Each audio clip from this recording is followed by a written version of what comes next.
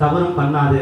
அதே மாதிரி இந்த பாலியல் பிரச்சனை இருக்காது. ஏன்னா இடத்தவனே அவன் வந்தானா அம்மா இந்த மாதிரி தப்பான 4 வச்சு அப்படியே நிறுத்திடலாம். தேவையில்லாம குழந்தை வந்துட்டு உயிர் ஆபத்து வராது. அதனால உலகத்துல வெறும் ஆன்மீகம் மட்டும் இதாக போதாதுங்க. இதையும் நல்ல நல்ல கருத்துக்களை மக்களுக்கு எடுத்து சொல்லணும். நீங்க சொல்லணும், உங்க பிள்ளைகள் சொல்லுங்க, கூச்சப்படாதுங்க. 18 வயசு தோல் மேல கையை போட்டு ஃப்ரெண்டா பேசுங்க, பழகுங்க.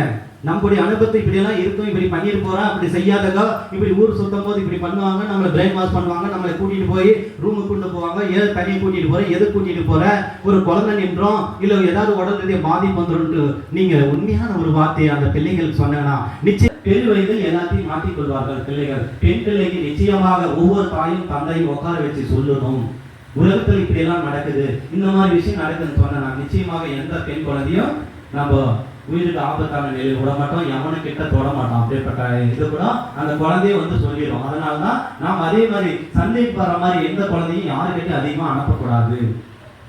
புரியுதுங்களா? ஒரு கூட்டு குடும்பம் இருக்கும்போது குழந்தை விளையாட அனுப்பலாம். அந்த பிள்ளைகளுக்கு நல்ல நல்ல விஷயங்களை கற்றுக் கொடுத்தாங்கன்னா நிச்சயமாக அந்த குழந்தை நல்ல வழியில கொண்டு போயிடும்.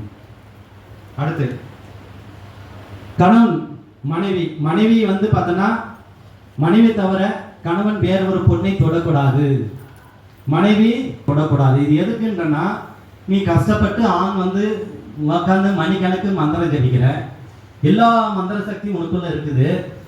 உன் மனைவி ஆகப்பட்டவங்கிட்ட இருந்தானா அந்த மனைவி என்ன பண்ணுவாங்க, என் வீட்டுக்காரர் நல்லா இருக்கணும், என் புள்ள நல்லா இருக்கணும்னு சொல்லுவாங்க. ஆனா அவங்க என்ன பண்ணுவாங்க, எனக்கு இருக்கும்போது வேற யார்தான் தொட்டான தெய்வம் வெளியே போயிடும். அதனால்தான் வந்து சில பேர் தெய்வம் இருக்கிறவங்களே வீட்டுக்காரையே தொட விடாது.